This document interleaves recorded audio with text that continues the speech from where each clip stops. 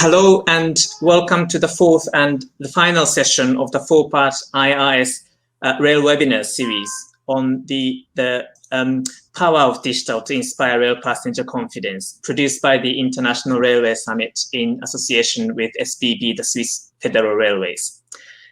Today we're going to explore smarter ticketing to bring rail passengers back safely, courtesy of our sponsor, Fig Electronic. I'm Joel Somura, the Managing Director of IRIS Events, and it's my pleasure to welcome you all to this session. So at the last count, we had just over 110 people from 32 countries registered for today. Welcome to those of you attending our webinar for the first time, and welcome back if you've joined us before. I'm grateful that SBB, one of the most innovative rail operators in the world, has kindly agreed to support and lead a debate on probably the most crucial issue for the rail sector today: regaining passenger confidence. We've been exploring the power of digital to inspire rail passenger confidence once a month since September. The pandemic is accelerating innovation in many areas, and together with SBB, we've selected 4 key areas of innovation. In September, we learned about how operators are providing a healthy environment for passengers using digital technology. And in October, we debated how we can digitally nudge passengers for social distancing. The November session explored analyzing and controlling passenger flow in stations. So if you missed any of the sessions, the videos are available on our website, so do please check them out. And today we'll be discussing smarter ticketing to bring rail passengers back safely. Tickets are one of the touch points between the operator and the passenger, literally as well as figuratively. And we'll explore how we can reduce physical contacts to reassure passengers, as well as how we can incentivize passengers to behave in certain ways through pricing and other ticketing mechanisms such as multimodal cooperation. Once again, we're delighted to have the support of leading opinion makers and innovators as speakers with us today. In particular, we are fortunate to have the support of Fig Electronic, which allows us to provide this important debate for anyone to watch for free. Fig Electronic is a leading global expert in RFID readers and contactless NFC payment systems. Many of the world's key rail operators and public transport operators rely on Fig either directly or indirectly for payment and validating systems used in ticket vending machines, access gates, and validators. So I look forward to learning about Fig's contribution to reassuring passengers from their senior manager, Eric Pitts, shortly. We're equally grateful to SBB's Marcus Basler, Moscow Metro's Yulia Temnikova, and Accenture's Nicole Gebel for sharing their expertise with us today. If you want to know how you can support future webinars and participate in the debate, do get in touch with us. This is an interactive session, so may I ask the audience members to participate proactively in the discussion. There's a chat screen you can see there on your browser, where you can comment on the speeches. And there's a Q&A. There are 2 ways of asking questions. So you can either raise hand and speak to ask questions. If you want to do that, you can go to the chat section. At the very bottom of the chat section, there's it's a little bit small to see, but there's a hand button. You can raise hand, and one of my colleagues will get in touch with you to switch on your mic, and you can ask questions at the right time.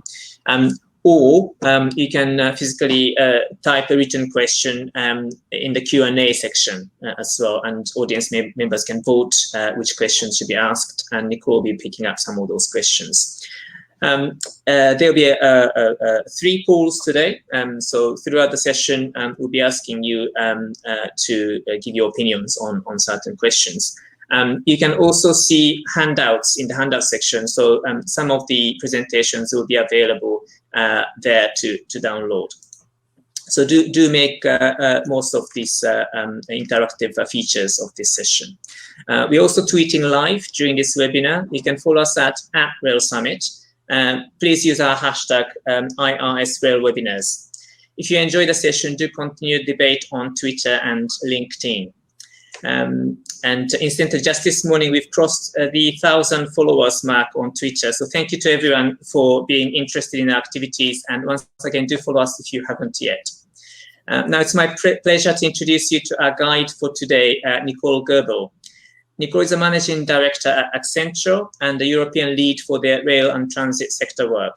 She's worked with the transport sector for over 25 years. And so she brings with her a wealth of industry knowledge and also the latest pandemic advisory expertise to today's debate on smarter ticketing to bring rail passengers back safely. Nicole, over to you. Thanks for the introduction, Jules, and welcome to everyone participating and listening.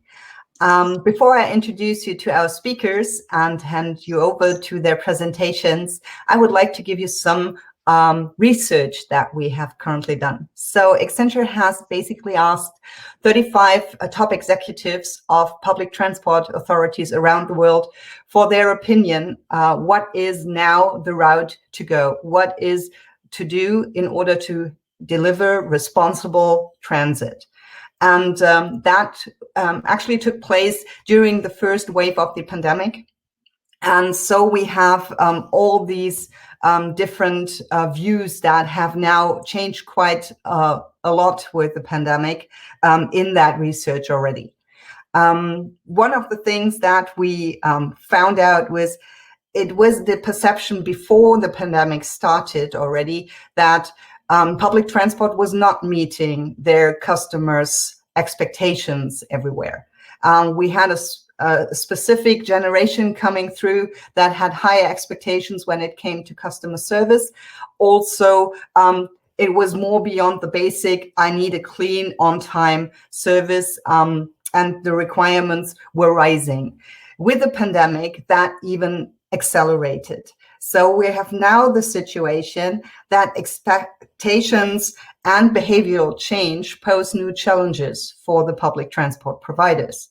One thing that we have looked at is how to cope with that and what is necessary for the public transport providers to actually learn and implement in order to be able to thrive again and regain the riders and commuters and travelers' trust so that people will actually return to public transport rather than using individual transport for the reason of feeling safer there or for having some kind of concerns when it comes to their personal safety or even also the service requests that were there to start out with. And we drilled down and found that it's actually 5 capabilities that public transport operators and rail operators will need to excel at. And if you want to have a little deeper dive into that, you can obviously find the full study on our website. I will also post a LinkedIn post afterwards with a link to that research. But just to give a few intro remarks, because this will also very much connect to our discussion topic today. Those 5 capabilities we identified were innovate with purpose, so just beyond being environmentally friendly service, innovate with the purpose to optimize service, to enlarge your footprint, and to optimize the service for your riders. Act as an urban mobility mapper, be the go-to entity when it comes to any kind of personal transportation from A to B. Third thing would be put the workforce at the heart of your business, because it's still a lot of people involved, and people build trust rather to people than to organizations. And a lot of the trust can be easily destroyed by just one customer service agent's interaction, for example, but it can also be built that way. And so it's very important that your workforce is a part of that journey. And now the 2 things that mostly will have or lead our discussion today is, one is you need to shape the technology available now in order to benefit workers, yes, but also the riders and commuters and travelers. so that the technology that is at hand now actually helps you to provide a better service and adjust to the behavioral changes. Things like traveler information systems and other things that we will hear from our speakers today are, I think, good examples in that regard. And then drive operational agility, because who would have thought last year this time around that we would be in a situation like this year around Christmas time? Nobody would have thought that, and it went extremely quickly. So one thing that is key for the future is become quicker. Operational agility is the nice buzzword for that, but it means that you have the operational processes and systems and people in place to adjust quickly to changing environments and to changing behaviors. So those last two will be the focus of our today's session, that focuses on how to regain the trust of people when they return to public transport. So with that, I would like to introduce our today's speakers. We will start out with Markus Basler. Markus is Director Digital Business at Swiss Federal Railways, SBB. He's been in that position since 2014, shaping a digital transformation of SBB, who we already heard is one of the most innovative players in this business. And he has a background in consulting and IT, so he brings a lot of expertise to this digital transformation and to our industry in the European market. Secondly, we will have Yulia Tominenkova. She is the Deputy CEO for Moscow Metro, excuse me. She's in charge of passenger services, non-fare revenue, and fare collection. And with that, she heads a department of over 9,000 people. She has supervised very, very big projects like the FIFA World Cup topic, and she's been selected Moscow City Manager 2017, which is a very prestigious award. And we will hear from Eric Pitts. Eric is a senior manager for market payment at FIKE, and he will share with us from his background in payment all the possibilities that the payment solutions bring to the market, and also how fraud prevention could work and how to keep these solutions safe and optimal for your clients. So with that, I would hand over to Jules at this time for a poll. Yes, thank you, Nicole. So we have the first poll for today.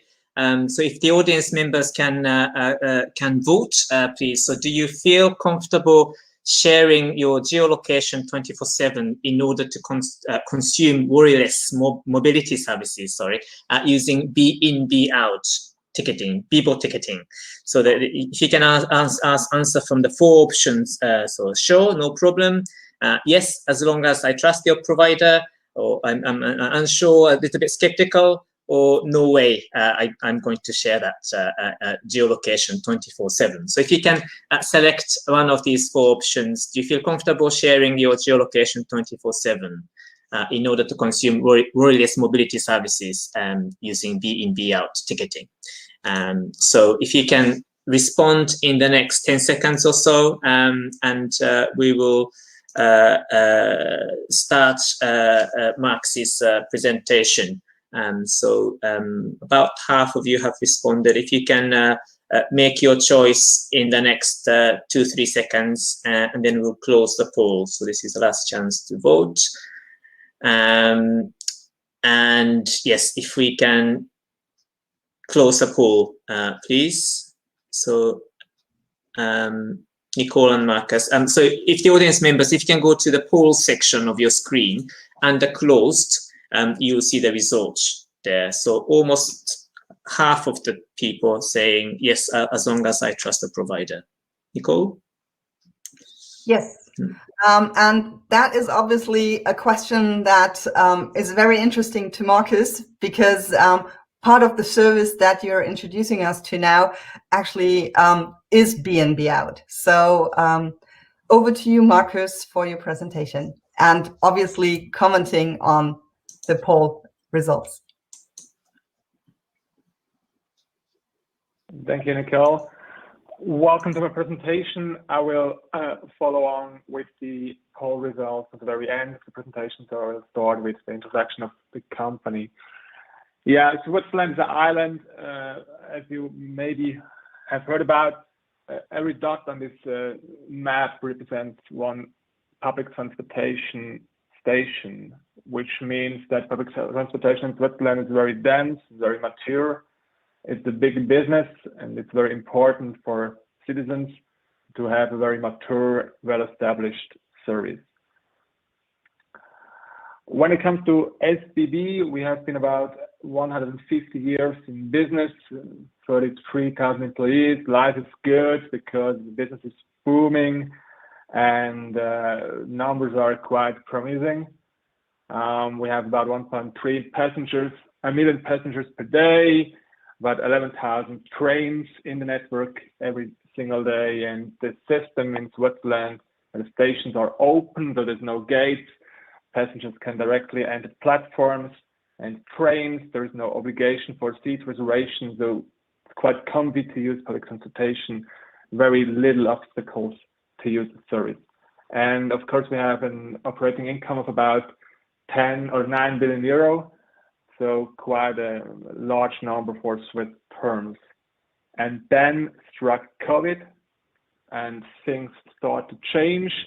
We have a severe impact on the passenger volume, which is not a big surprise, of course.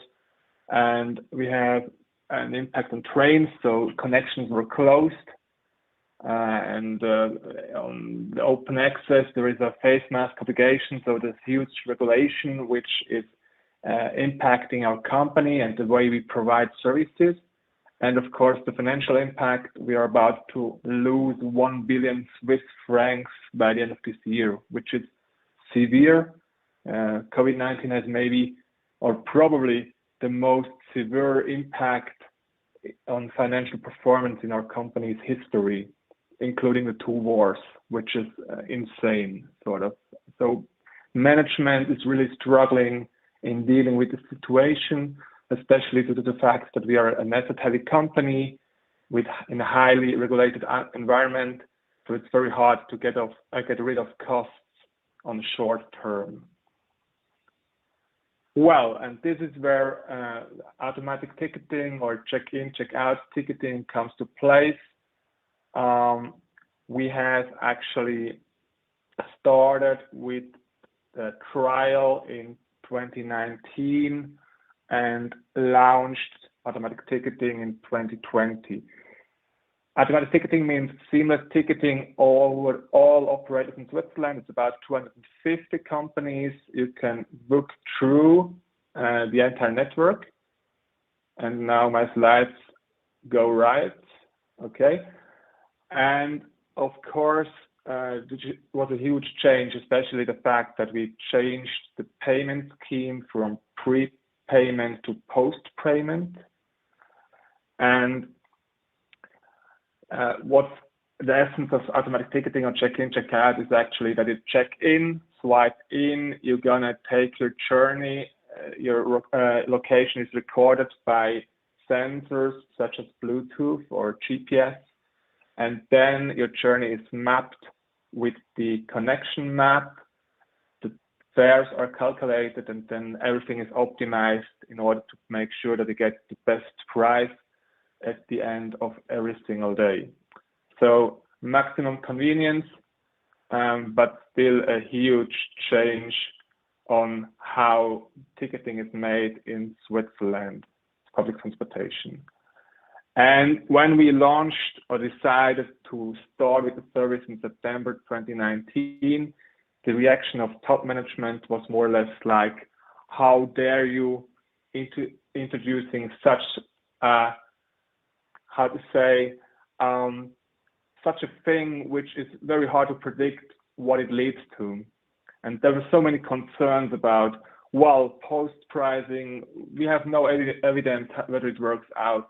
Actually, does it even work out somewhere in the world, post-payment? And there were huge struggles because we didn't understand how this technology works. There was very little trust in it.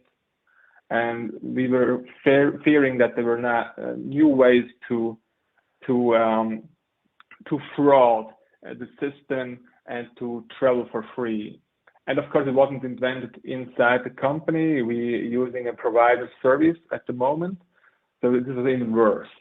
So many obstacles, but still we launched it. And actually what happened thereafter was that COVID struck the system and our passengers, and suddenly even our heavy users were not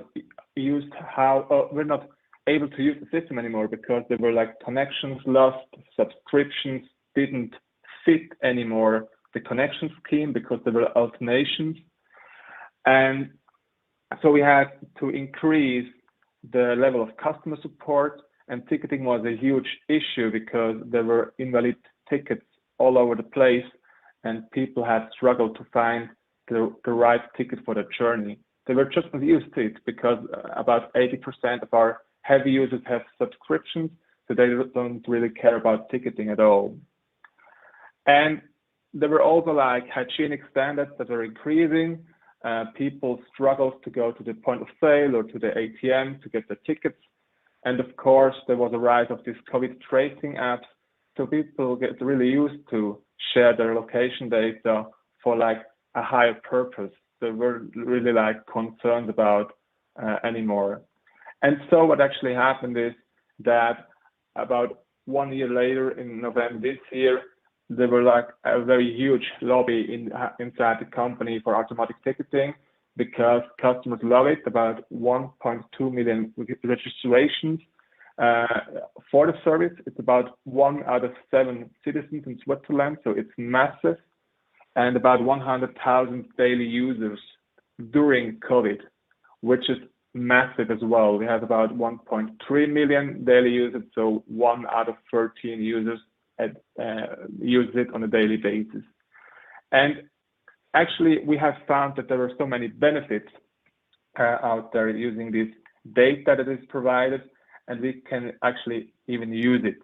So we have learned that you can really do something for good, even in ticketing, which is quite a boring domain, but which is the most important thing maybe, that innovation without scaling is more or less worthless. There are so many good ideas around. If you're not able to scale it and bring it to the market within months, it's just like a waste of time. So we really had to think about whether we should develop everything inside of the company or whether we should source it to an adequate partner just to gain speed. So the service is established right now. It's very well accepted by the customers. And actually what the next step right now is that we think beyond the public transportation domain, meaning we are introducing a parking and ticketing service, meaning you can drive to the station, park your car, and then go through on public transportation. You receive the very best price at the end of the day. We think about combining it with leisure activities. So you drive to the station, take a train to a ski resort, you're gonna ski and take the bus to the station back home. Everything is calculated at the end of the day, you get the very best price. And of course, you use the data as well for the ticketing process because now you can ease and speed up this process for good. And all these things are still based on check-in, check-out, and next step in innovation is be-in, be-out, and we believe that we are able to launch this service be-in, be-out by mid-2023, so in about 2.5 years, or 3.5 years, sorry for that.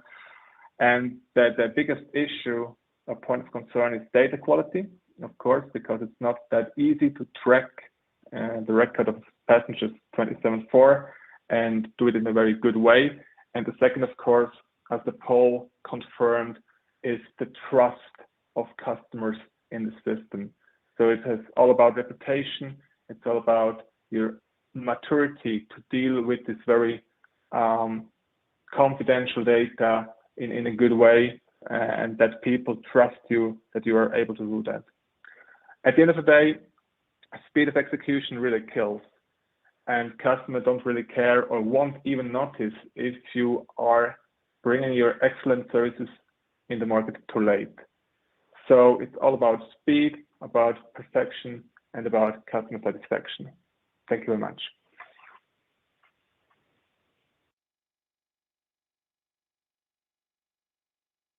A couple of minutes now for a little interview, and I've noted some questions, but also everyone listening, please feel free to post your questions. We will have a chance to pick that up also in the panel discussion later on. So one of the things that struck me is you said that then COVID struck. Is it for your service a positive strike? Meaning, did you get a push toward the digital solutions from COVID? Absolutely. For this particular service in particular, but also for electronic ticketing or digital ticketing in general, we have this KPI, it's called digital shift quota. It has increased from about 69% to 78% during COVID, which is massive, and I really doubt that it will go back thereafter. So it's a huge boost for me and my business. Great. So you think those changes are here to stay? Absolutely. Okay. Because it's all about convenience and about people getting used to use it. And also gaining the trust into the service, as I understood, which is key for the adoption rate. True? Absolutely. Absolutely. And what is now the next step? I understand BNB out is the next goal. So what are the next steps toward this goal? Okay, that's pretty simple. First of all, we have to stabilize the service. There are still quality concerns. An example, in border areas where people tend to use roaming contracts, there is a latency issue in connection, which is bad for data quality. Then you have like stations underneath the ground where there is no GPS signal, so we have to increase that data quality as well. And first, we have to think very well about how to reduce our dependency on the provider of that service. And this is not a short-term issue, but certainly a long-term issue, because as the number of users increase, the dependency increases as well, and we really have to make sure that we are not dependent in maybe 5 to 6 years, as soon as we have to negotiate the contract again. Okay, and how do you see that service spreading? So is Switzerland going to be the island where the digital solution already works, and Europe around it will look at you in envy, or are you talking to other European providers to spread that? Yeah, absolutely. There are actually talks in UK, but also in Scandinavia and in Germany to test that system. I think we are maybe 1.5 years ahead of the crowd in that domain, but still we are trying to propagate that abroad as well. One good thing that we have, or that we base on actually, is the nationwide ticketing that we already have established in Switzerland. So this eases things up, because otherwise you have to make a deal with every single provider or carrier in the market. Yeah. But it's just like something you have to do at once, and afterward it's done. And last question from my side, or no, actually I do have 2 more, sorry, is how do you cope with the data privacy skeptics? So if there's a person that doesn't want to be tracked, but still is a digital native and would like to use digital services, is there another option you will offer? Actually, no, there is no other option because it's not mandatory to use the service. You can use traditional ticketing schemes anyway, so there is no need to use that. And actually, these skeptical persons are quite, the number of skeptical persons is quite huge. About 50% of Android users are refusing to share the data. So it's not a minority at all. It's a large number. So we really have to provide alternatives for those customers. Mm-hmm. And we have a question from the audience. I'm just going to read it out to you. So Robert has asked, has the possibility of mandating use of the app to access certain fares been considered?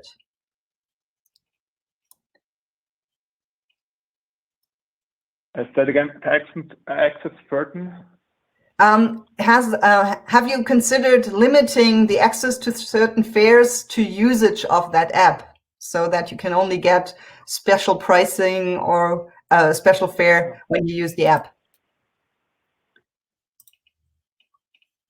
Actually, there is technically yes, because this best price guarantee, there is this calculation algorithm to optimize ticketing or to optimize pricing. In theory, you could do that without the algorithm as well, but nobody does it because it's so complex. But therefore, practically, you do have this unique proposition of the best price. But in theory, you could do that without the algorithm as well. Thank you. And last question from my side now. And as I said, audience, feel free to post additional questions. Is how does the new normal after COVID and the introduction of this Bibo solution look for you?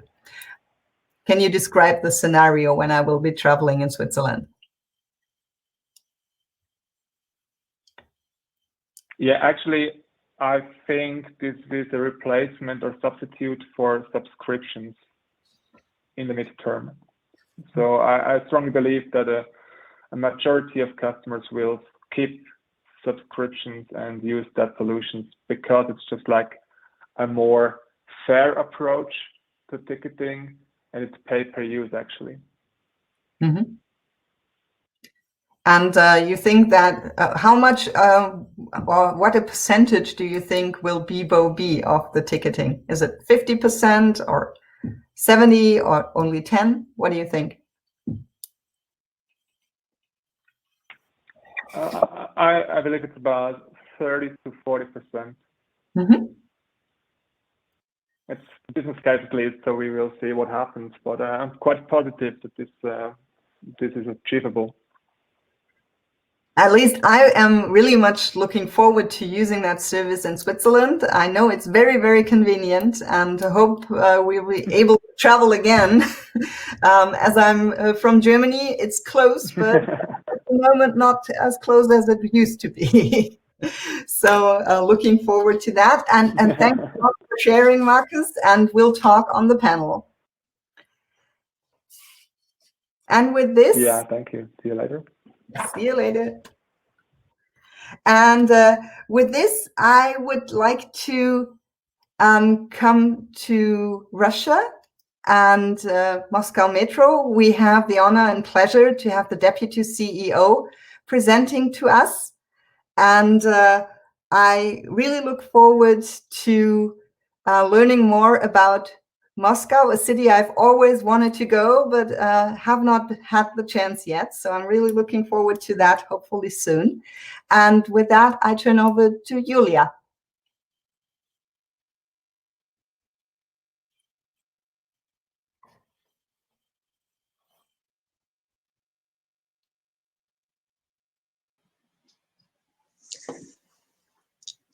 Julia, I don't know if you can switch on your camera and the mic.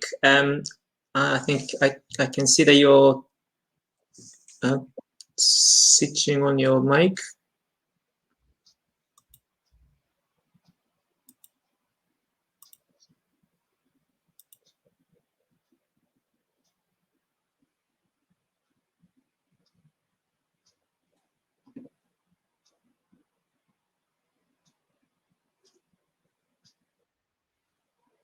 Hello, Yulia, I can hear you. Perfect.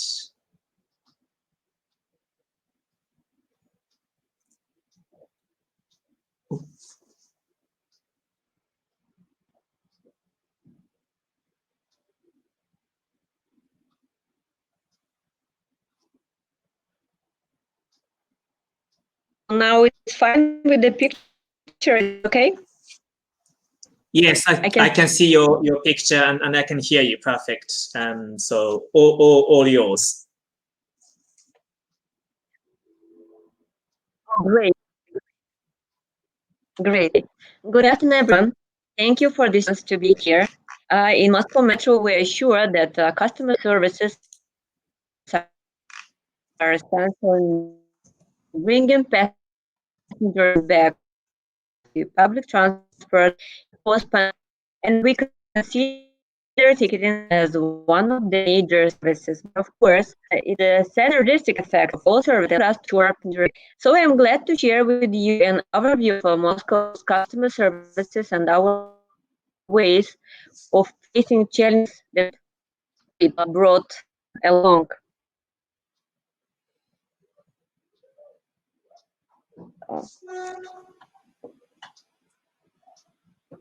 Okay, some basics. Moscow Metro is the most popular mode of transport in Moscow region. Now it has 17 lines and 335 stations covering most of the city. This includes Moscow Central Circle and Moscow Central Diametros.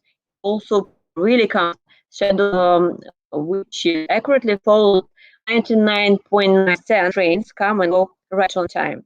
In peak hours, let's say, passengers do not have to worry about waiting. In 19 seconds, a train will be arrived. Before the pandemic, 9.5 million Muscovites each weekday to metro as their main mode of transport. It was about 2.6 billion passengers annually, comparable to all national transport companies in Russia. It should be mentioned that were the pre-pandemic indicators. Passenger experience and loyalty do not depend on ticket, of course. There are other important things that make you feel comfortable and at easy. In 2014, we launched the Comprehensive Passenger Service Development Program. We made what to afford, what we afford. We have completely redesigned metro navigation, integrated it with the city's navigation system. We have introduced live connecting insurance and not only a passenger mobility center sees people with reduced mobility. A broad network of any machine offers tickets and souvenirs. So today, passengers can charge their phones both at metro stations and in while they are reading books, say, via Metro's mobile electronic library. Next slide is about digital development. So a great deal of hours today work on digital technologies, of course. We have digitalized control of trains and structure, and it turned out to be very useful since the beginning of the pandemic, and not only. The other elements of our high-tech policy is perhaps more visible for passengers. Mode transport is creating step-by-step a truly integrated system. They're known as mobility. Now let's have a closer look to our ticketing system and some of its features. It is truly a cornerstone of the mass approach, and the foundation of our ticketing system is a troika. It's our first step towards CM and use that card at all modes of the urban transport with the free transfer. Scope of regions well. Troika already available in neighbor region and this one launched in Moscow regions surrounded the city of Moscow. Being an open loop system, Moscow transport accepts bank cards and mobile payments. It sounds convenient in fact we are paying for every millisecond of passing time. Last week, for example, we made it possible to pay Google Pay without unlocking your phone. It's especially relevant now because it's time of gloves and masks. Not to mention preventing queues, so unsafe today.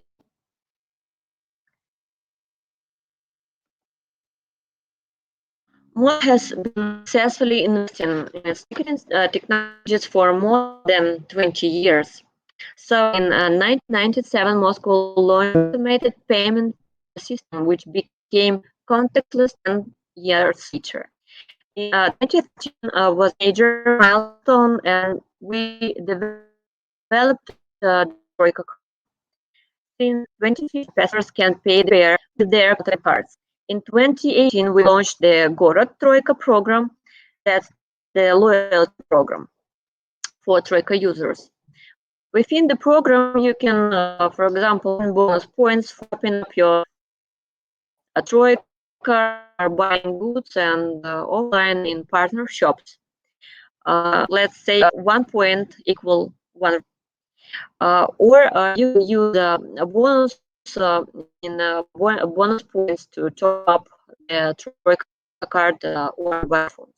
In 2020, Moscow's transport department had the honor to receive the Transport Ticketing Global Awards in the Best Smart Ticketing Program. During this period, Moscow's ticketing system provided its economic efficiency. Here are some figures. Number of tickets sold by drivers fell by 100% since 2030, when the new fare system was presented. Also, during this period, share of passenger dropped by 40%. And of course, of tickets that not charged for at frequent times. So next slide is the lab digital assistants. Another element of MAS is mobile. 4 hours were launched in 2017 and had a series of to this number. So what we offer now to 4 million users that have downloaded that. First of all, personalized Troika card. You can top it up. You can make it done automatically or receive the notification when you are close to zero. You can transfer your balance to another card in case you lose it. You can always see your trips and payment history. In other words, become something more than just a plastic card in the pocket. It has the most neat future in any city, running that takes into account all operation changing we might have. Also, in November, we have launched our chatbot assistants. It provided us to 1,200 questions, including historical notes and words information. Next slide is about the Face ID testing. And we will move very soon. Our passengers might enjoy a completely new mode of payment is a Face ID.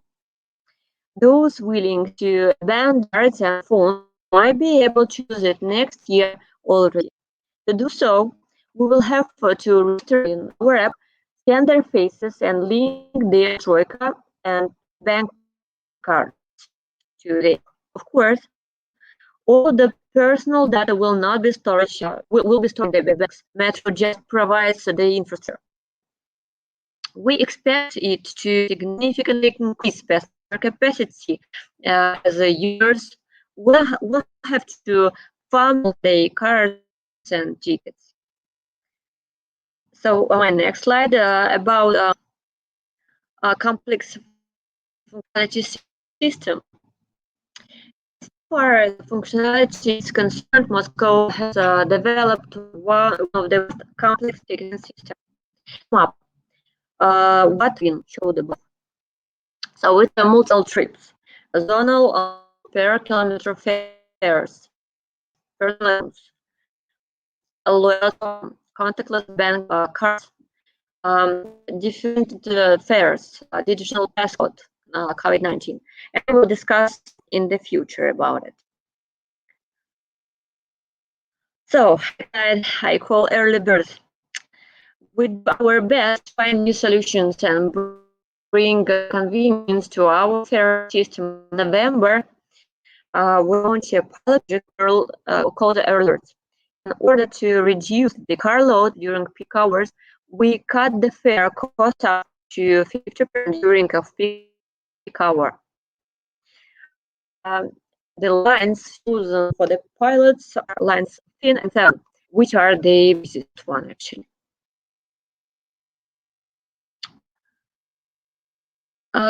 Daily ridership. Of course, all of the public transport operators around the globe will suffer from a dramatic change in ridership because of the COVID-19 outbreak. Let's have a look at the reduction in period of digital pass regime. I'd like to say a few words about it.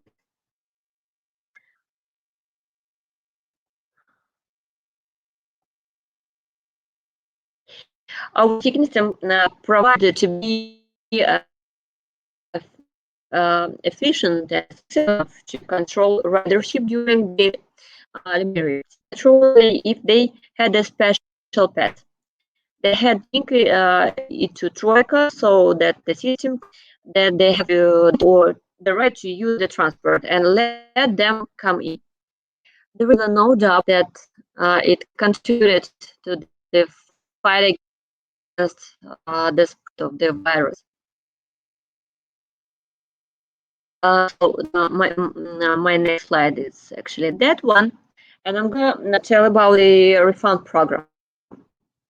Of course, it's not only the transport companies that have been affected by the pandemic. Passengers had as well.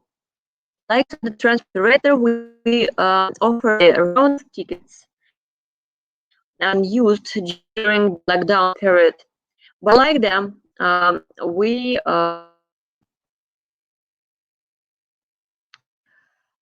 ended period. So everyone you have would have a right, to receive a reimbursement due to the digitalization of the ticketing system. Passenger could refund tickets not only ticket office, but also via online service, including Moscow Metro app. The ticket could be activated by putting it backside of the phone.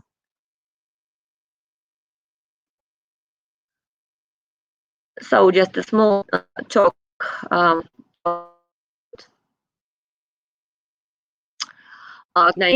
impacting measures.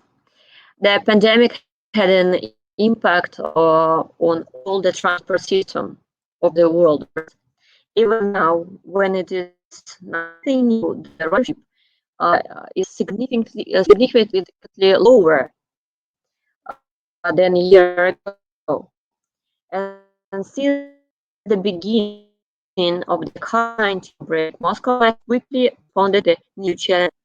We enhanced cleaning and disinfection of trains, interior tunnels, and doors frequently touched surface. We increased the air circulation to ventilate stations. We launched remote temperature checks for passengers and staff. We provided staff and passengers the free hand sanitizers and imposed a mask wearing regime in metro. And the last slide about disinfection. Despite the recovery, we continue to carry out increased disinfection. And each day, 4,000 words disinfecting, then 400,000 square meters of platforms and 20 kilometers of tunnels were regularly disinfected. Frequently touched surfaces, as I said before, vanishing handrails, door handles, and etc. The whole patients thoroughly cleaned.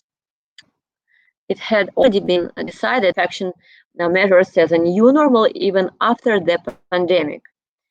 So thank you very much for your attention.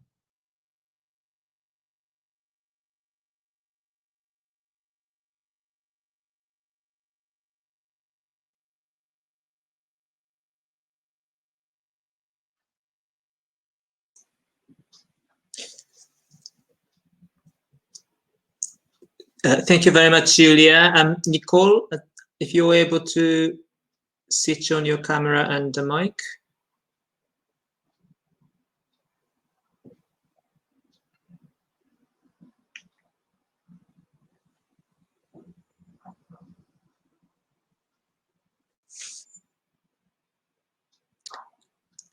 I think we've had some technical issues this afternoon, so do bear with us, Julia.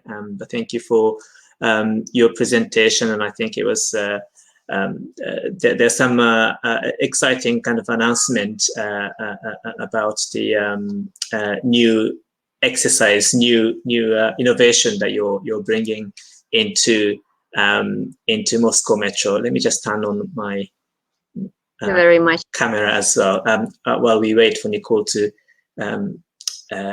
sort out the technical issues. Yes, and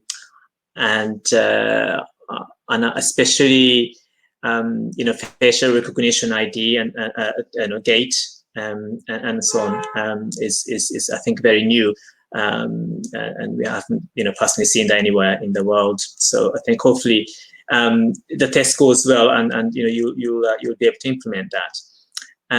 I can see that Nicole is there.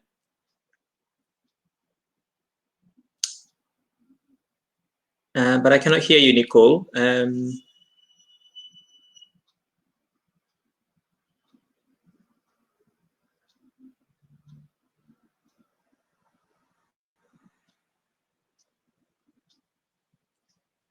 We have some technical problem today. Yes, with the connection. I know that. It wasn't a good day, unfortunately. I know that you had some initially some issue, but I'm glad you were able to join us for the presentation. Thank you. Me too. Let's see if we have some possibility for Nicole to come back.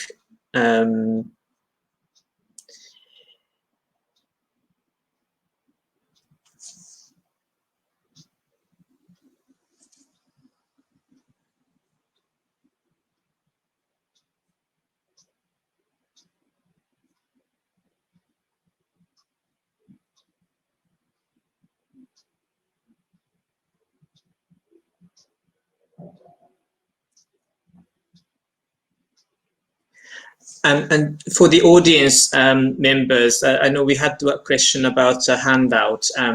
So all of the speakers, today's speakers' handouts are now available, including Moscow Metro's in the handout section. So do refer to that, and you can download all of the slides, so that it's available.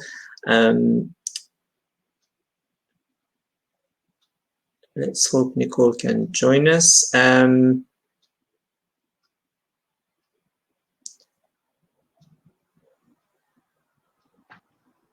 Jules, if you don't mind, I can answer any questions later by emails. No problem. Okay. Okay.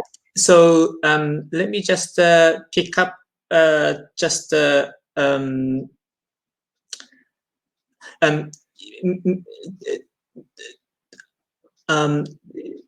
some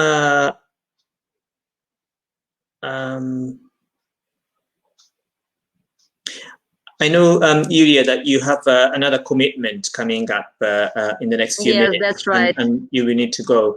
Let's hope Nicole can come back.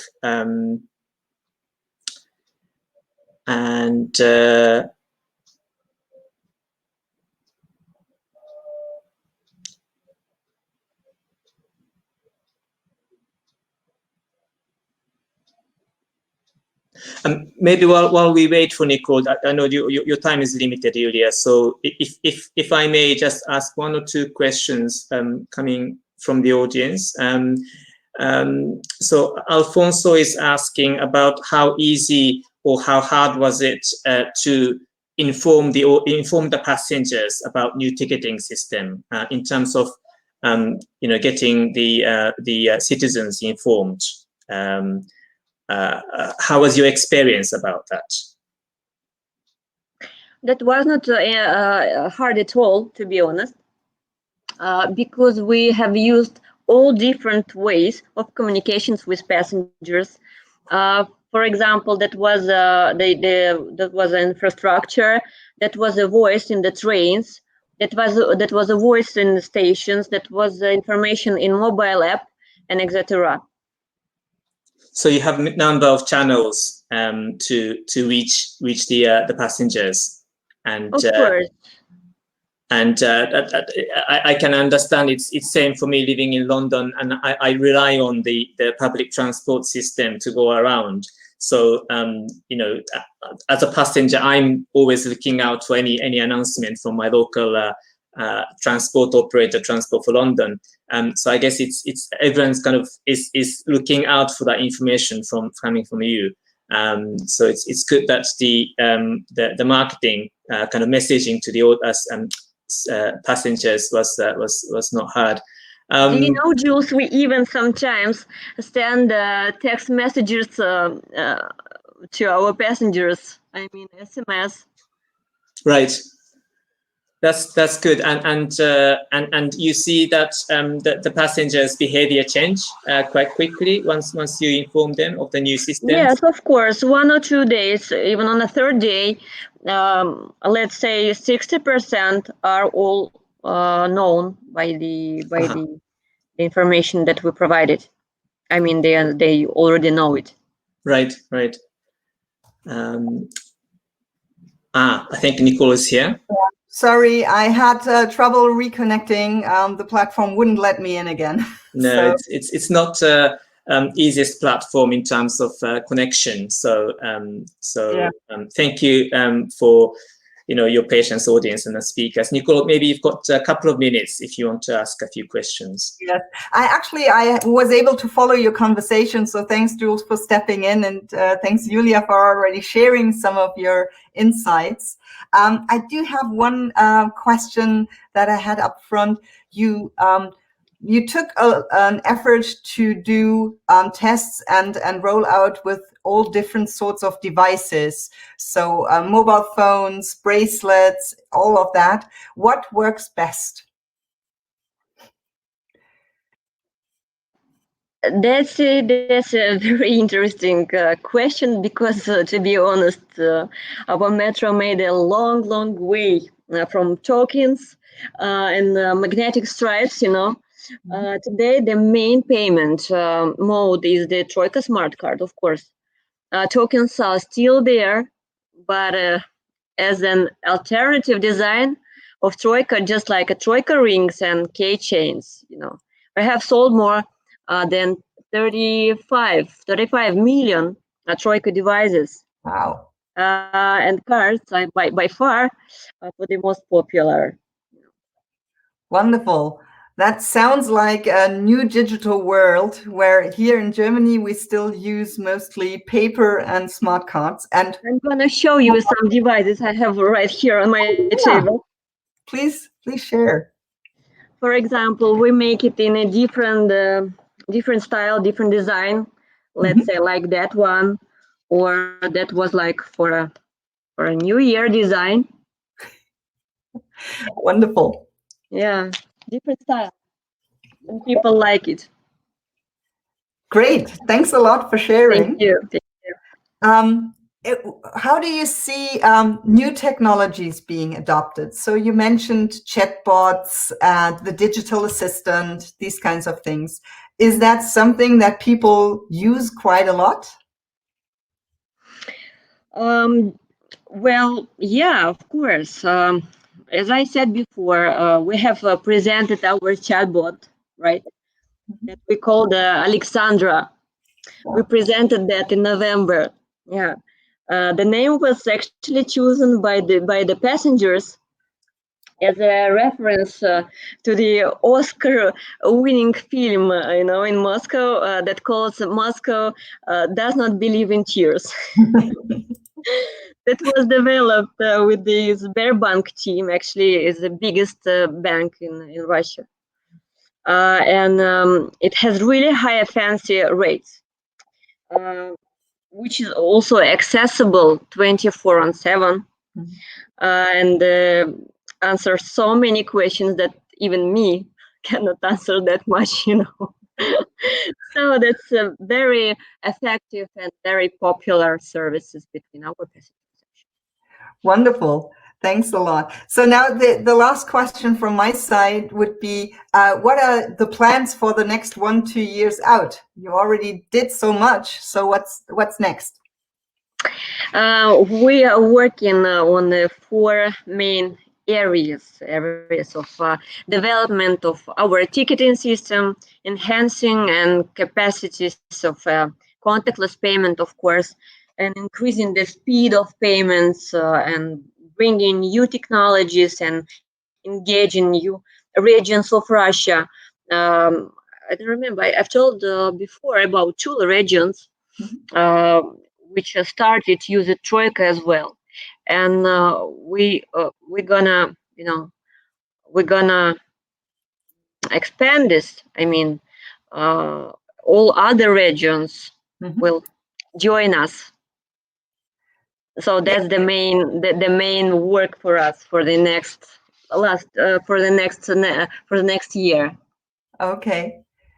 So thanks a lot for sharing. I know, unfortunately, you cannot join us in panel discussions as you have to run, but thanks a lot for making time and sharing your developments. And thank you so much. Experiencing it in Moscow live one day. Thank you. I wish you the greatest day. Thank you. Bye-bye.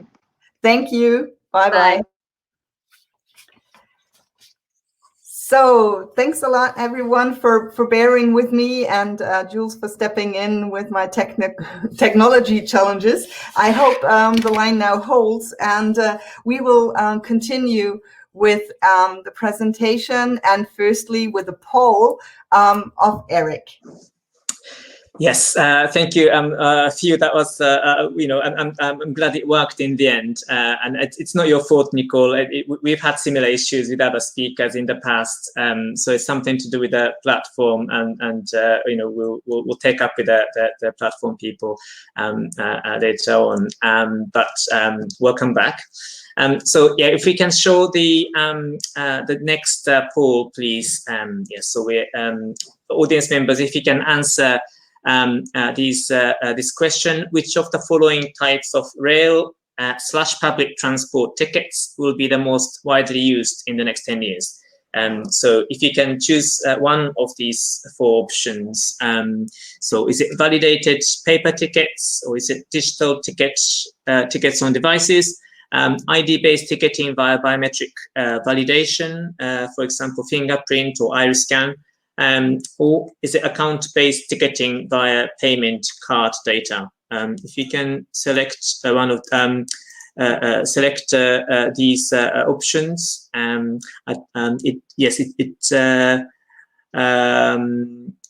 it looks like it's a multiple choice question, so you can choose multiple options. But which one? Maybe if you can choose 1 or maximum 2, which one you think is will be most widely used in the next 10 years? So if you can answer, if you can select 1 or max 2 of these options, so we will see a good variations. So we've got 10 more seconds left, audience, to respond. Please. So is it validated paper tickets, digital ticket on devices, ID-based ticketing via biometric validation, or is it account-based ticketing via payment card data? So if you can make your last selection in the next couple of seconds, and then I'll hand over to Nicole and Eric. So yes, thank you. If you can close the poll. So the results results are now in the polls section under closed tab. You can see there. And if Eric, if you can switch on your camera and mic and to get ready for your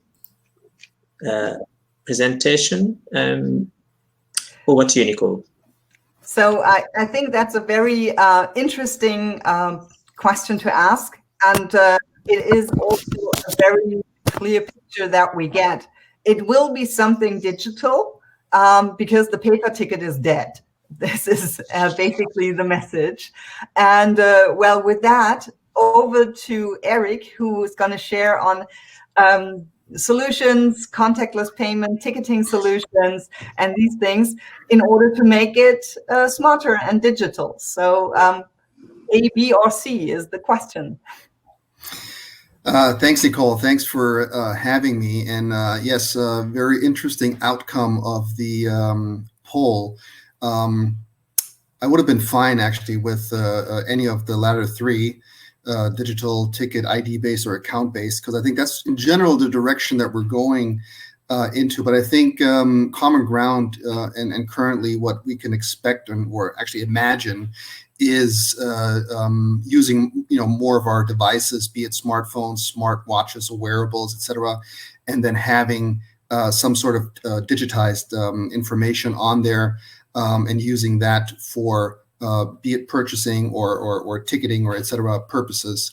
Something that, of course, that we'll get into during this presentation now, and what FIGE enables en route to the various use cases you can use with digitized information on devices. So I'm actually happy with this information and with this poll. And let me dive in to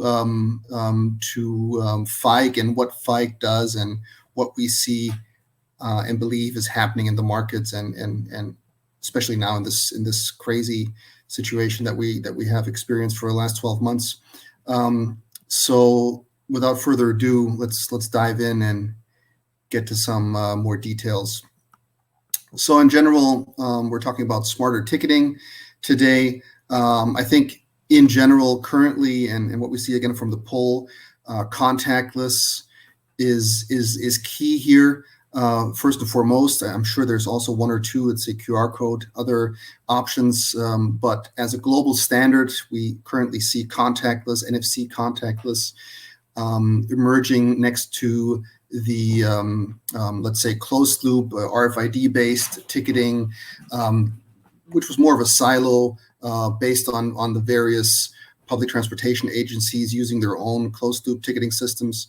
We see contactless NFC-based open loop payment card data usage as the common ground in public transportation on a global scale. So let me just give you some background on FIGE first before we start with the solutions and solution overview, etc.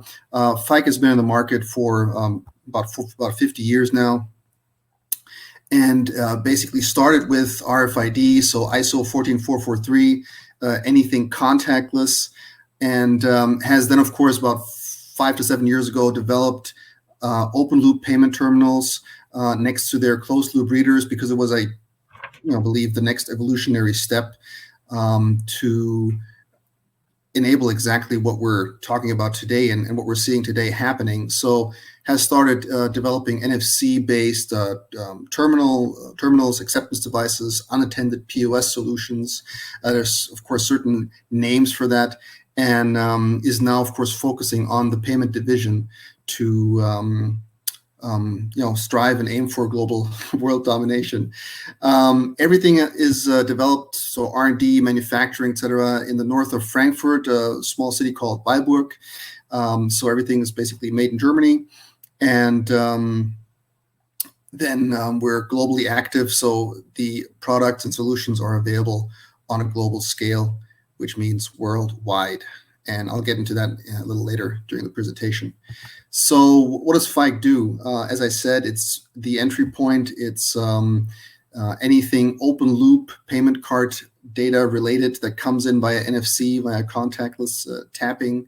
So we have certain form factors of terminals in order to be able to integrate into the various acceptance devices. be it validators, fare boxes, onboard units, gates, ticket vending machines, anything that we come in contact with as passengers using public transportation methods, and then need to be either validated or purchasing a certain service, a certain ticket, etc. So there's certain form factors, as we can see, regarding the terminals, which of course is more on the modular basis in order to make sure that we can actually integrate into the various kinds of machine types that we see, or in general situations that we come across, in order to enable seamless integration into these situations, and thereby enable them to use contactless payment and ticketing, etc. So when we're talking about the market segment, public transport, of course it's one of the various market segments that FIKE integrates into. Other market segments are parking, vending, e-charging. So basically, there's a whole use case, a whole customer journey that you could describe. What happens before and after a customer comes to a train station, a railway situation, where he then uses his card data to purchase a ticket or validate his ticket. So when you look at the whole customer journey, I think everything now is focused on open loop payments. So the usual payment cards that we know, MasterCard, Visa, etc. They're all listed here.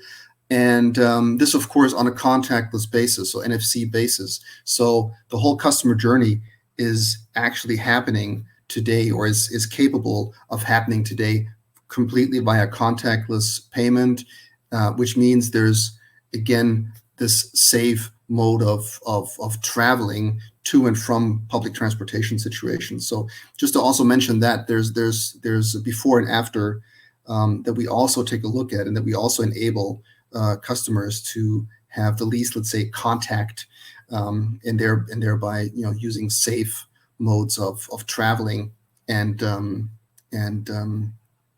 situations along their customer journey. So when we look at the public transport sector, as I mentioned, there's ticket vending machines, validators, turnstiles, onboard units, so anything that a PTA, PTO, public transport agency, public transport organization needs in order to either do a fare collection or to somehow do a revenue collection of their fares, etc. And then on the right hand side in the top, we see the different, again, modular types of terminals of NFC units that we can implement into those various machines. Of course, you can see there's also a PIN pad, which means, of course, at ticket vending machines where you might be buying an annual pass or a monthly pass, so you have a higher currency volume that can also then be bought and purchased via a PIN pad, which allows for higher value transactions. But that's just a detail.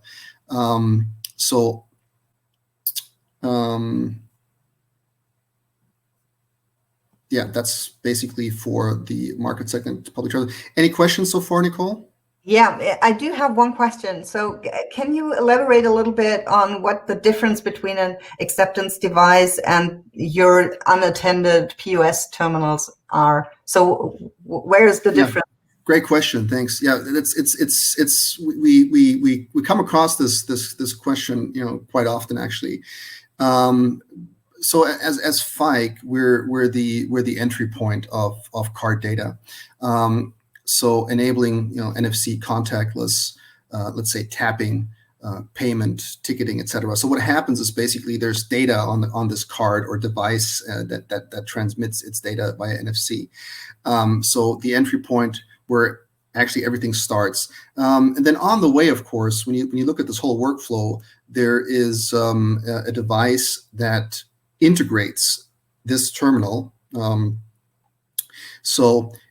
Integrates this payment terminal, this NFC terminal from FIKE, and then has various other options. Let's say it has a camera for, let's say, reading QR codes or any kind of 2D or 3D codes. It has a certain interface, maybe to a back end from a PTA, PTO, it has, be it an automated fare calculation system or anything. So it's basically then sort of an interface to whatever happens afterwards. Besides the payment aspect and the payment card data handling. So it's sort of an encasing. And of course, besides the functionality of the terminal, we call this, let's say, ticket vending machine, validator, turnstile, onboard unit, the acceptance device.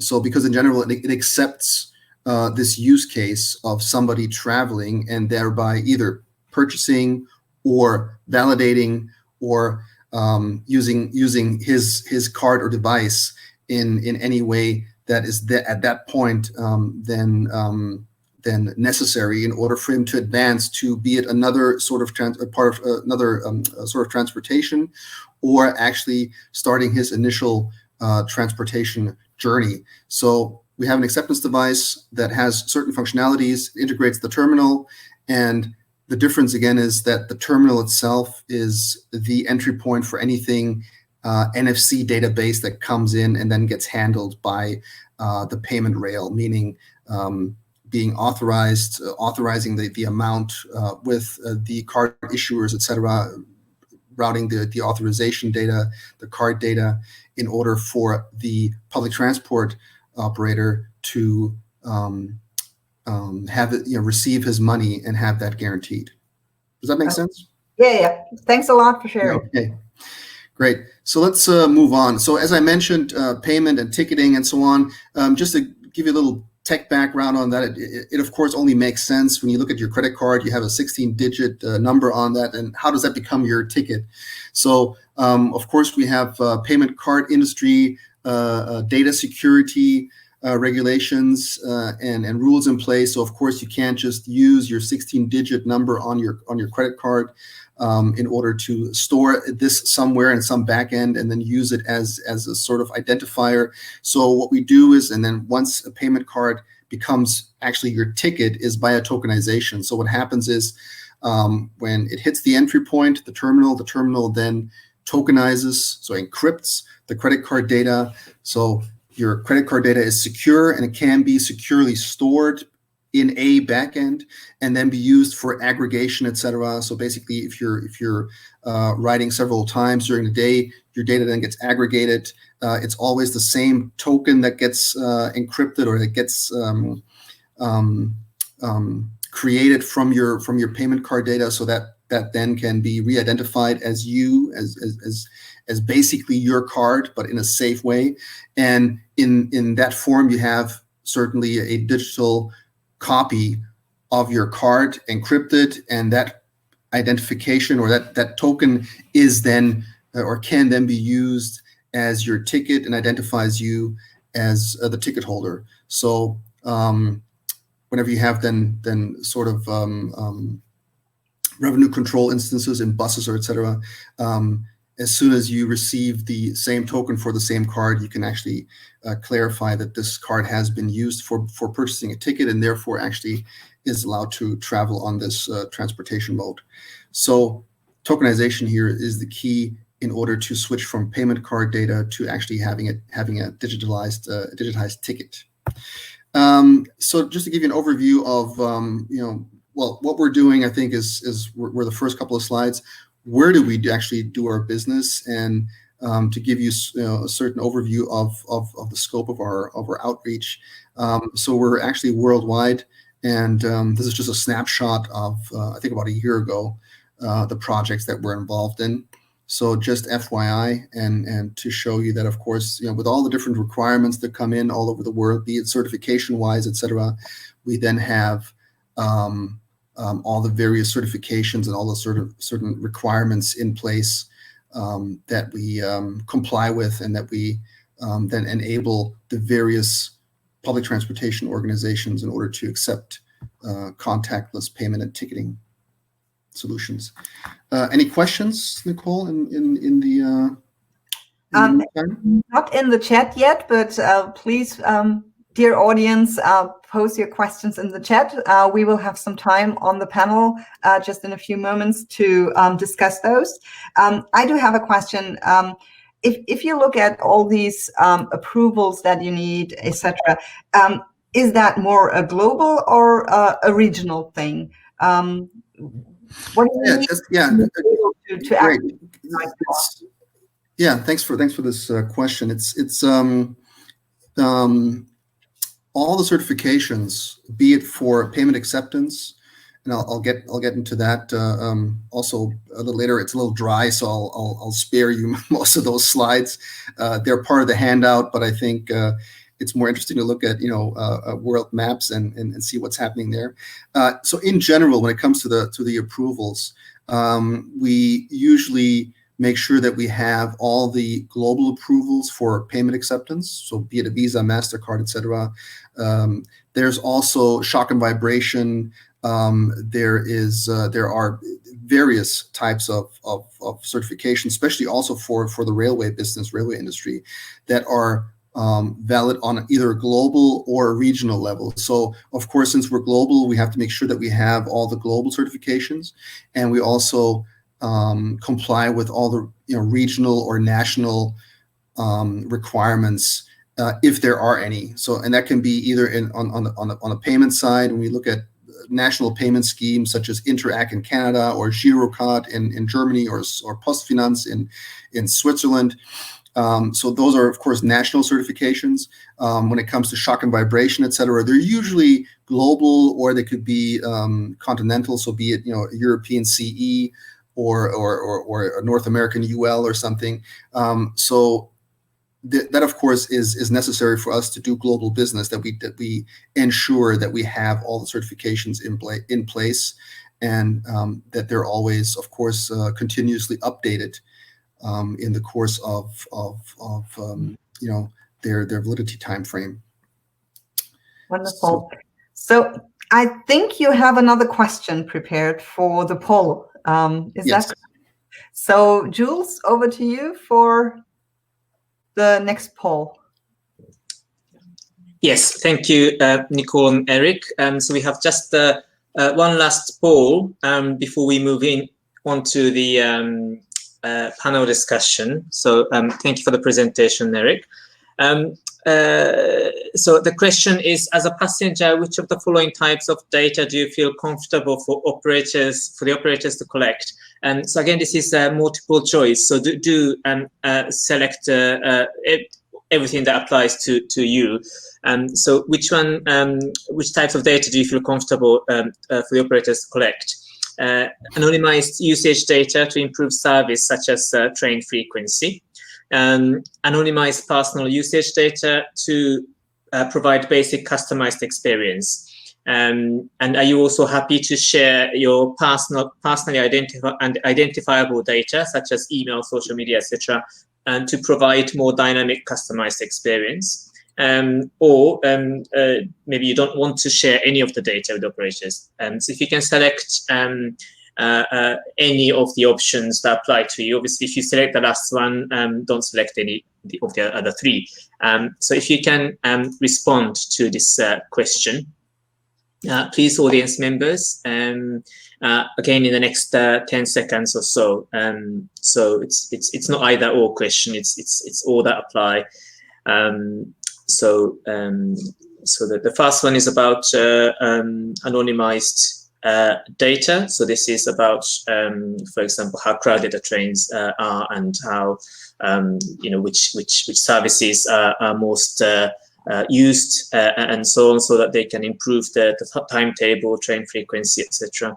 And then there's anonymized personal usage data. So it's not, you're not identified, but you're still providing personal usage data. So you can have a better customized experience. And then you have personally identifiable data connected to your email or social media accounts. So if you can respond in the next couple of seconds, 5 seconds, and then we'll close this poll. Okay, yes, if we can close the poll, please. And the results, once again, are in the polls section and then closed tab.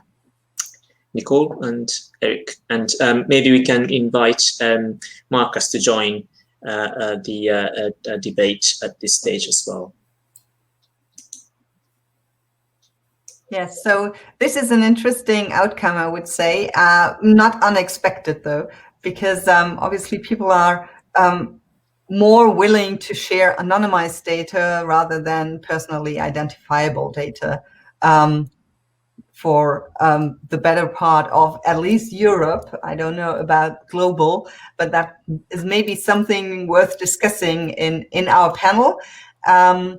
Maybe a last comment from you, Eric. Is this what you expected, or is this something where you would say, wow, big surprise?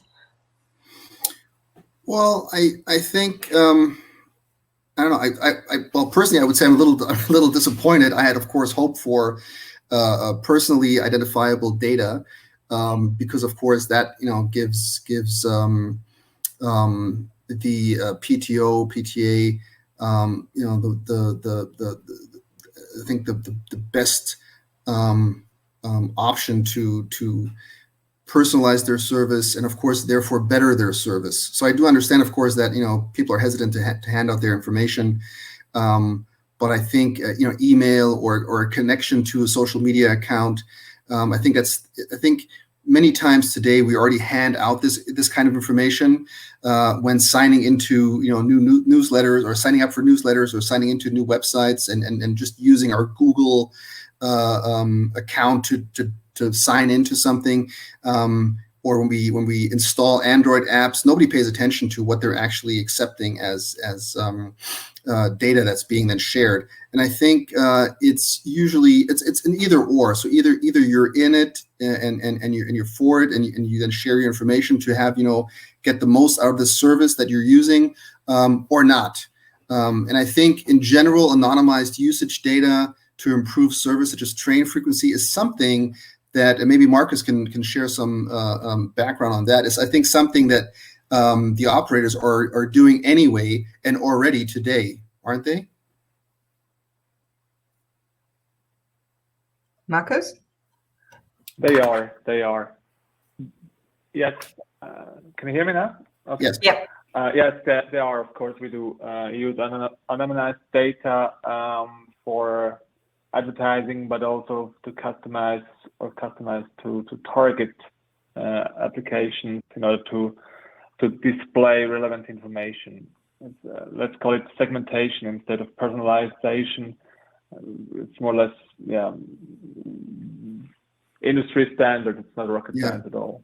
Yeah, that's what I was thinking. I think it's already happening today, and I think so. What do you think, Marcus? Do you think C would actually help?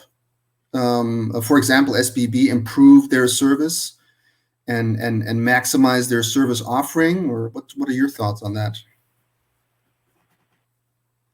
Well, actually, no. I think the importance of personal data is overestimated because usually there is not a business case behind producing all that targeted content to maybe 100 whatever segments. So personalization is a hype, but it's very hard to achieve. I strongly believe that you can do with a few segments, maybe like 6 or 7 segments. You can have a way better business case than you could with a personalization. Plus, you have the risk of a legal that somebody is suing you. And you have the reputational risk. I was in the national media 2 times this year because of data concerns or usage concerns, and this is really not what you really want to have because it's all about trust, and we are like a love brand in Switzerland, so very high stakes that you can. That makes sense. That they play actually. It seems to be very different perception when we interact with the Googles and Apples of this world rather than with other companies, even though SBB obviously is a trustworthy company and is seen so in Switzerland as well, but still there are questions, why do you want to know? And I think with that, having already mentioned those big players, how do you see them interacting in the digital ticketing world of the future? Do you think given that this might be a global solution then, rather than a local solution, there will be something coming?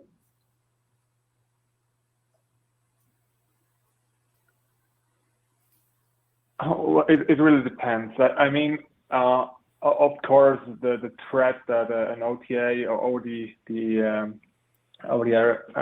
over-the-top provider is solving the ticketing issue is already discussed, and people fear, or management fears, that we could lose the customer interface in the medium to long term. But I think it's not that easy, actually, because ticketing is highly complex, and there it differentiates a lot from market to market. And actually, for the big players, ticketing will always be like an edge case, and they will not have any motivation to engineer a solution for maybe a market which is small as Switzerland with 8 million citizens. It just don't scale.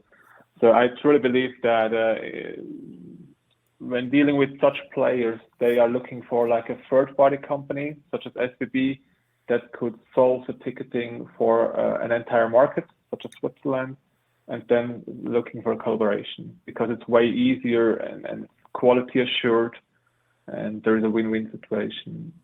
And actually, we are in negotiations with, or we had negotiations with both Google and Apple, as well as with the big companies such as Booking.com.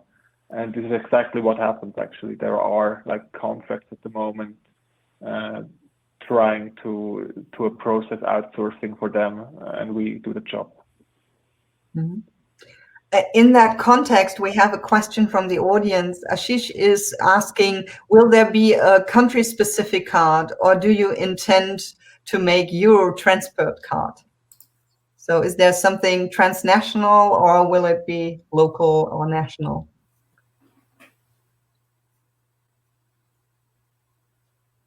Well, actually, Switzerland has launched like a so-called Swiss Pass card. There are about 3.8 million cards in the ecosystem, which are like the access key for all public transportation providers. Was launched back in 2013, I believe. It's like 7-8 years old. It's well established. But actually, I believe it has no future, because there's a piece of hardware. You need hardware pieces and station, etc. as well. And it's just like legacy technology. I strongly believe that smartphones are the future, because you have them in your pocket anyways. And as soon as you have the major features digitalized on the device, there's no need to carry the card anymore. And actually, this is what happens at the moment. We are trying to provide the same service level on the card as well on the digital asset, which will be reality by next year, and thereafter the card will be optional. Mm-hmm. And do you think the app will actually also be interoperable between the different countries, so people traveling from Italy to France through Switzerland will be able to use the same app? Actually, they will, as long as there is a connection on our service. So as long as we are servicing a country, there will be interoperability.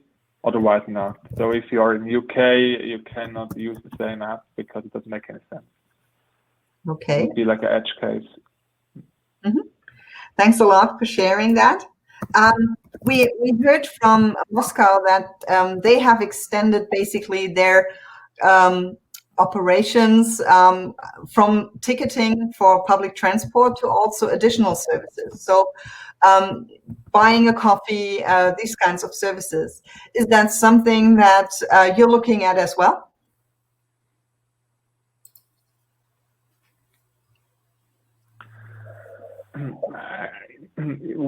There are things like that in the pipeline, but there's always the question, what problem are you actually trying to solve?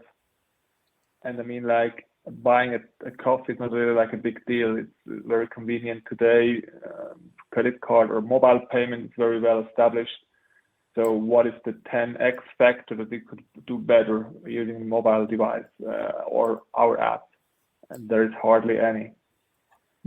So, and another thing is that these providers of coffees or whatever are third parties, and you would have to negotiate with like dozens or even hundreds of companies to provide such services, and it's just there's no business case, in my opinion.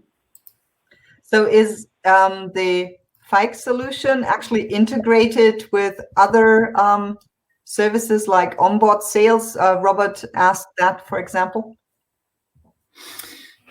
Yeah, in general, the unattended payment terminals are developed in a way that they can be integrated, be it mechanically or software-wise, with various interfaces into all sorts of unattended machines. So, be it a vending machine, I would take it that's a catering sales system, but vending machines, or parking machines, or EV charging stations. So, if you look at the terminal portfolio, there's a modular setup that enables you to use the exact form or form factor of terminal for the various situation that you have there with your automated machine. So, be it a metallic framing, then of course would require a different sort of terminal than a non-metallic framing, which would allow a flush integration of a small form factor terminal behind glass or behind plastic or something. So,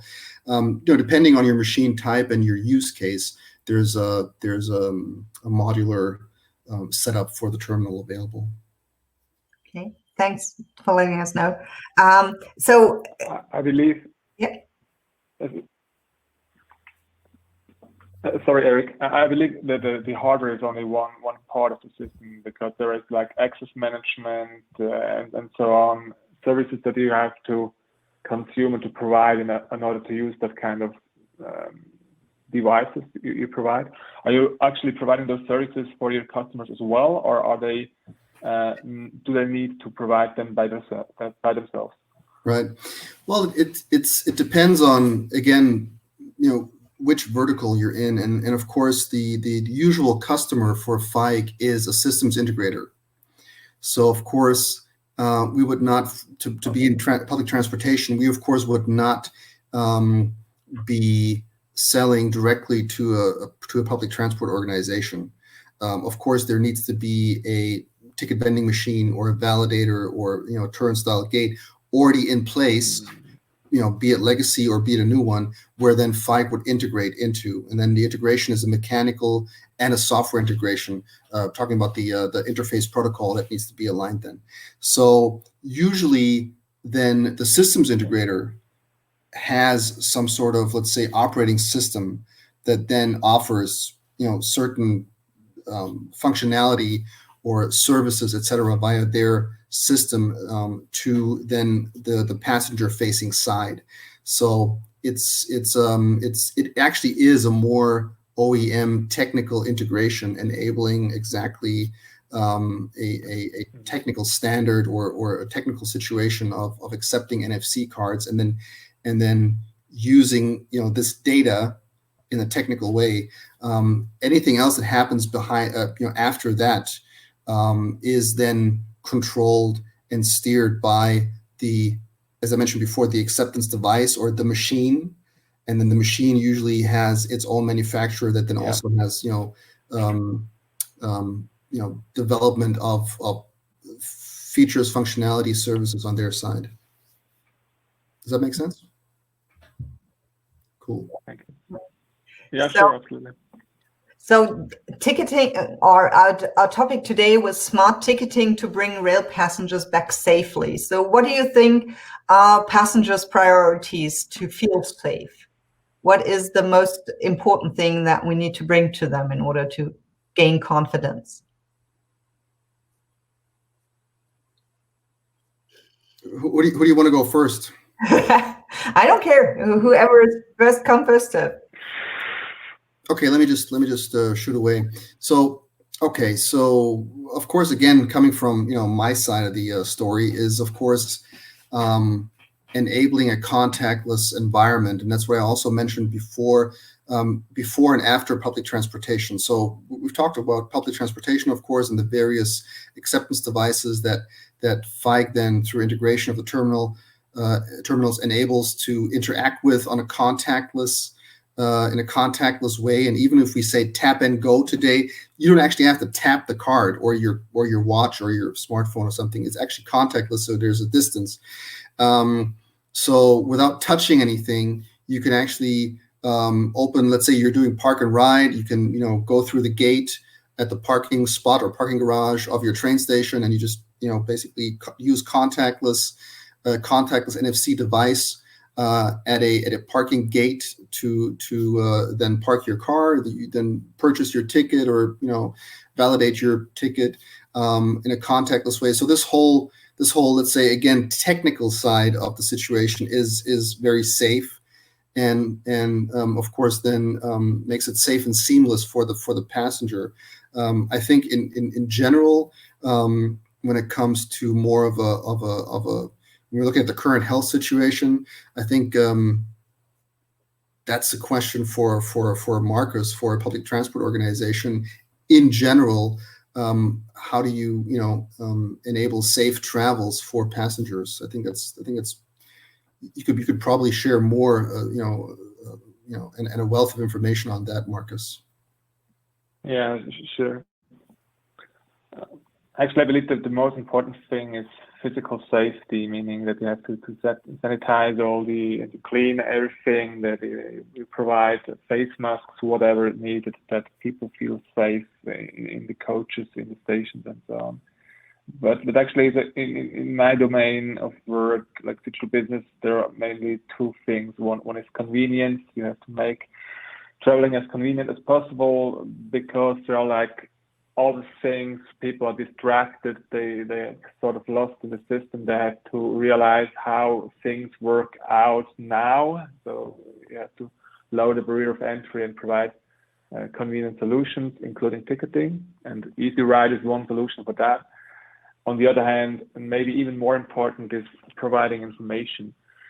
Because Switzerland is a nightmare when it comes to regulation, like 26 states in this very tiny country, and every single state has their own corona regulations. And if you are providing like national services and you are cross-state, on a cross-state connection, you have to know what regulation is valid at this very point. You are boarding on or disembarking the train. And this is a nightmare, and this is my job to provide that information to customers, because if they are lost in regulation, they just won't take a train. Mm. So this translation information part is very important for me as well. Yeah, we had similar discussions in Germany, but at the end of the day, from other countries, that one of the focus areas was actually steering passengers toward less crowded times, or even assigning slots to people that they're sure that it will not be overcrowded and distances can be kept, etc. I don't think that is something that's going to stay after the pandemic, and hopefully we have some after the pandemic pretty soon. But anyhow, do you think that this kind of digital service is now key to gain the confidence and make people return to the public transport while we still have that situation, that COVID situation ongoing? Or do you think that is something that people will kind of manage by themselves because of their personal plans, etc., and will not be manageable as it is, for example, in China, where we have seen people get assigned minute precise slots for using undergrounds, etc.? Well, actually, I believe in normal times, it would be very beneficial to increase the load factor on average, because it makes money and makes sense. But actually, at the moment, it's very hard to do this load balancing stuff, because actually, what we want to do is we want to cut costs wherever possible. So if there is an off-peak hour, we're going to reduce the number of coaches on the train. And therefore, we're going to increase the load factor anyway. but it makes sense because there are less coaches to clean and so on, and you save money by doing so. And actually, it's not the objective of our company to bring or to force customers back.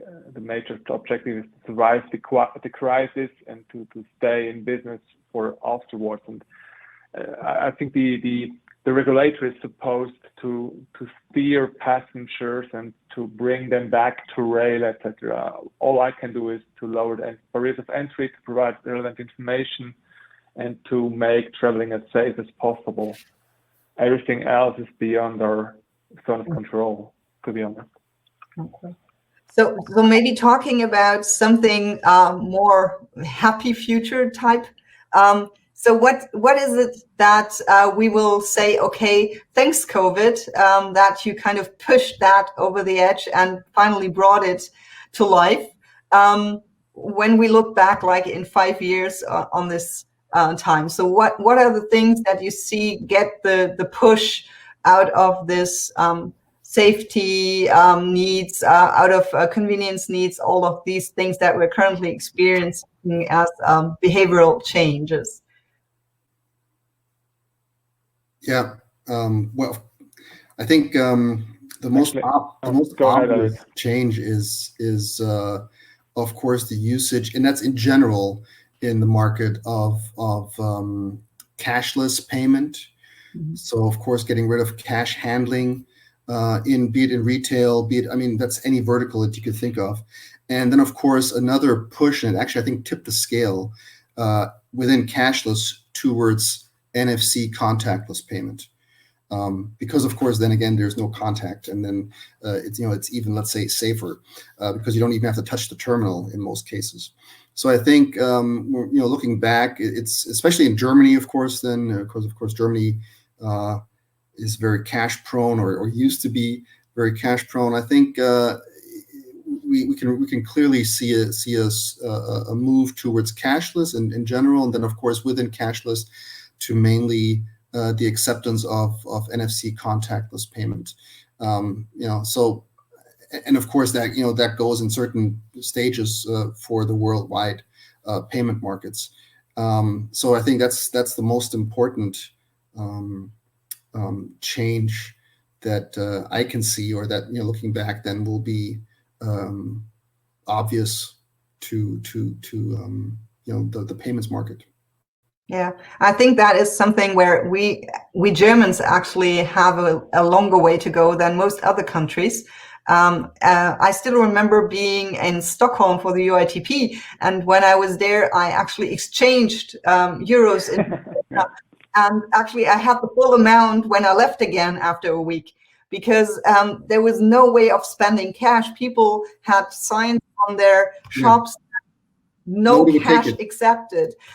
We have the opposite in Germany, still saying only cash accepted, but it's getting better. Yes, that's definitely something that we will remember this as a positive push. Markus, do you have things to add? It's pretty interesting. Switzerland is a cash-prone country as well, and actually what we see during COVID is that the amount of cash spent in the ticket machines is increasing instead of decreasing. Oh. No idea why it is like that, but actually this is what happens. What's certainly a big impact on customer behavior is the fact that people try to get around physical point of sales. This is something which is here to stay. And actually not only customers expected it to have like point of sales and so on, and the physical presence, but also like the government and also like top management. It was like something you couldn't debate on. There were to be like physical point of sale. And now the importance of those physical processes is inexistent at the moment. People are idling around. We have about 1,700 staff without any work at the moment because there's just no customers going to the station. And now things start to turn, and the investment streams are directed or diverted into the digital domain at the moment. And I think this is here to stay. Wonderful. So, dear audience, we're coming close to the end of the session. So if you still have a question, this is getting close to your last chance to actually ask it. Please feel free to type it in the Q&A section, and we will then discuss it here. Until we have something from the audience, I will continue to go on and ask the questions that I'm curious about. There are obviously, when we look at digital, always the typical concerns. So data privacy, we already touched. Technicalities, the big ones are the ones that are going to thrive, and they don't pay any taxes in the EU, etc., etc. I think with the COVID situation actually taking discussion out of the picture just for sheer speed reasons, is that something that we see in the future as well, that people will think differently about solutions and not think about so much what is getting in the way, but rather how to solve it in the future? Is that something, behavioral change, you also see in your projects, for example?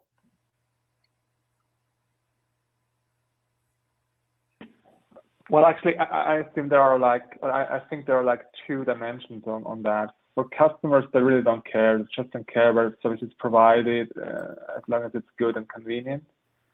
On the other hand, like the regulator is increasing boundaries.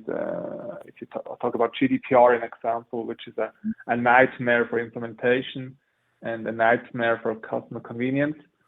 And if you really ask who really wants that, except of some lawyers and some politicians, which are trying to get some voters or some supporters due to their engagement in that domain. And I think it's getting wider and wider, this gap, and I really wonder where this is going to end. I mean, if you think about features such as a cookie banner, which you're mandated to install on your web page, whoever reads what's behind that banner, you just click through and get rid of it. So what is the value of that regulation? That is something that we have seen in our research as well. When we conducted the interviews, one of the questions that we asked the executives around the globe was, what is getting in the way of providing an efficient, customer-friendly service? And one of the top answers was actually regulations. So it seems to be a common theme around the globe that the impact that regulations have on customer service and the possibility to optimize those services actually is seen globally, even though GDPR is only a European thing, but it seems to be even in Asia something where then other regulations actually do get in the way. Also, one of the other top answer was the complex ecosystem. So that there are so many different players in the market. And I think, Eric, you can probably also talk to that, because you're one part of that ecosystem. But from what I understand how you operate, you need others to help and put the pieces together in order to come up with the solution that works for everyone, correct? Yeah. That's actually a good point. It's I'm not sure if I went into detail on that in the presentation, but yes, there's of course a whole string of stakeholders involved in public transport projects, especially the new ones, the ID-based, account-based, automated fare calculation, check-in, check-out, B-in, B-out projects, and they're not always the same. So each project, even if it has like the same headline, account-based, ID-based, or something,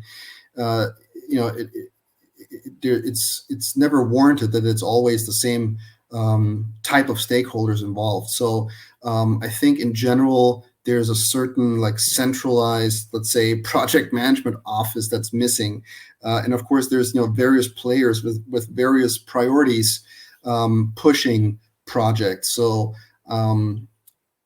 and I think that's where the complexity comes from. So and that's just basically the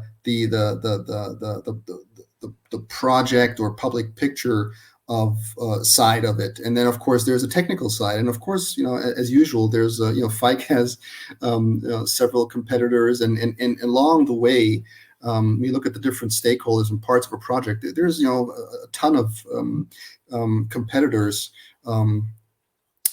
pitching for the projects, and of course, then again, their offerings also differ, and of course, you know, there's then so in the course of this whole project, there's certain decisions that have to be made, and then, you know, there's sometimes the question, who actually makes those decisions, because they're placed all over this, you know, journey, this project journey.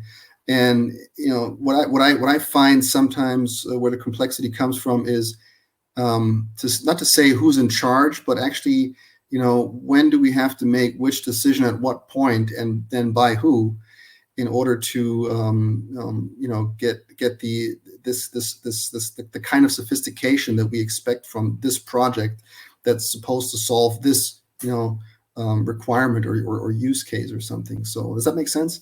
Yeah. So, you know, and it's different for every individual project all over the world. You know, Yeah. you know, so, and it goes back to the greater picture that Markus shared earlier, when you shared that your management wasn't won over in an instant, because there were a lot of things that they were concerned about. And that is typical, because a lot of things have been in the public transportation industry there for a long, long time. And so people don't remember anymore why they do it that way. It's just, it has always been that way, so it has to be that way. And if you try to change things for the better, then you ask those questions, like in Sesame Street, why? Why do we need to do it this way? Why do we have to have this complexity? And in a lot of areas, it is the thing that you actually don't know anymore, or it maybe the requirement is actually non-existing anymore. So one of the things that we see for the future, and with that we need to come to an end of our great discussion here, is I hope that we see a lot of change in the future, continuous change, continuous push for better customer solution, ticketing solutions that make it more convenient for everyone to use the public transport, and then also have more people actually doing so.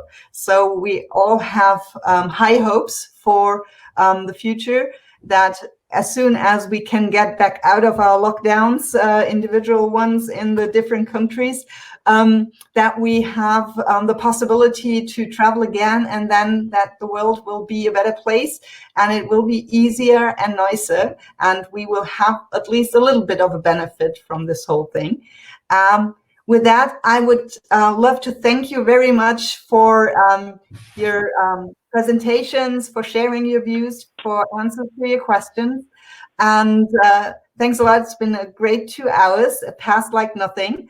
And I hand it back over to you, Jules, to do the final words and close the session.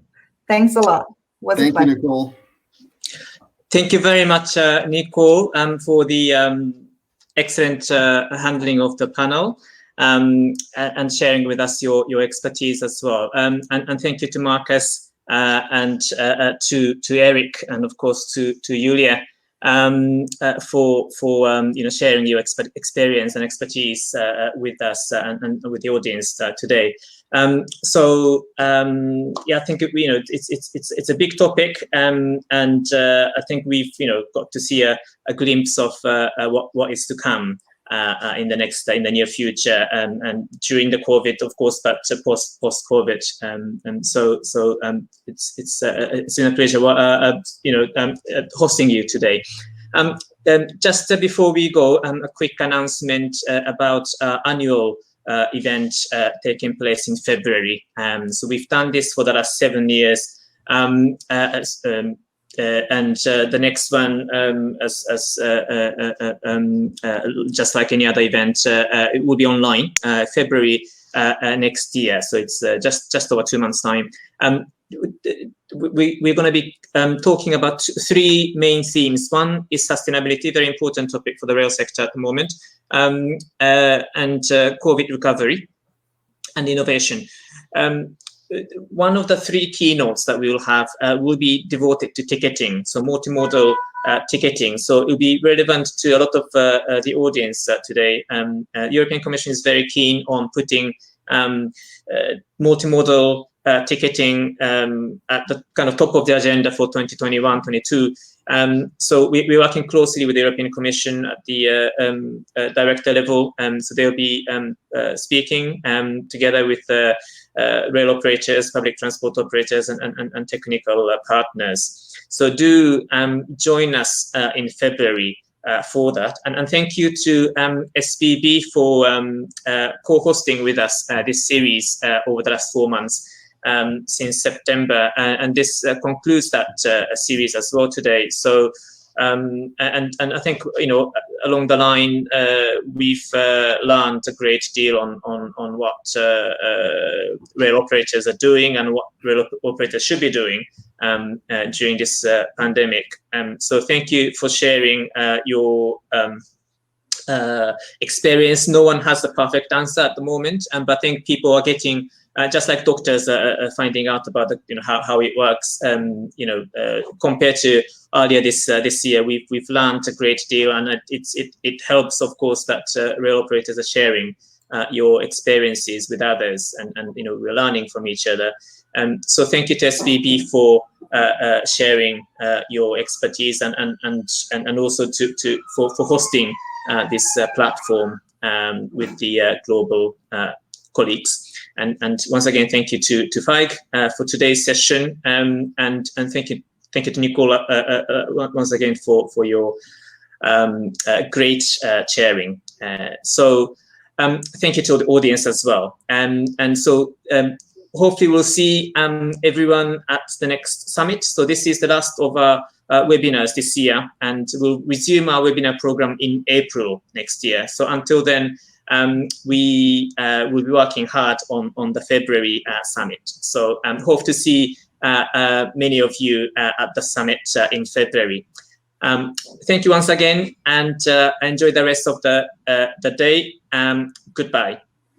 Thank you. Happy holidays.